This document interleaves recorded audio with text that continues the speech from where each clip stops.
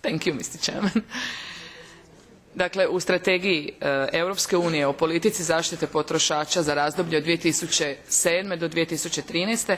kao jedan od ciljeva navodi se osnaživanje potrošača kroz poticanje konkurencije na tržištu kako bi im se osigurao stvaran izbor, točne informacije, transparentno tržište i povjerenje koje proizlazi iz efikasne zaštite i prava. Želi se ostvariti dobrobit potrošača prvenstveno kroz kvalitetu, ali i cijenu, raznolikost, pristupačnost, te ih zaštititi od prijetnji koje se kao pojedinci, protiv kojih se ne mogu sami boriti. U zaključku nadalje se navodi da se građanima želi omogućiti da s punim povjerenjem kupuju bilo gdje u Europskoj uniji. Međutim, u zadnje vrijeme se sve češće i sve glasnije govori o tome da kvaliteta pojedinih proizvoda od prehrambenih pa do onih osobne higijene nije ista u pojedinim državama članicama.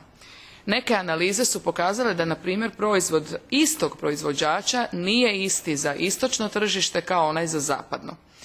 Također, društva za zaštitu potrošača upozoravaju da deklaracije na proizvodima za istočno tržište nisu onoliko detaljne i točne kao one informacije za zapadno tržište.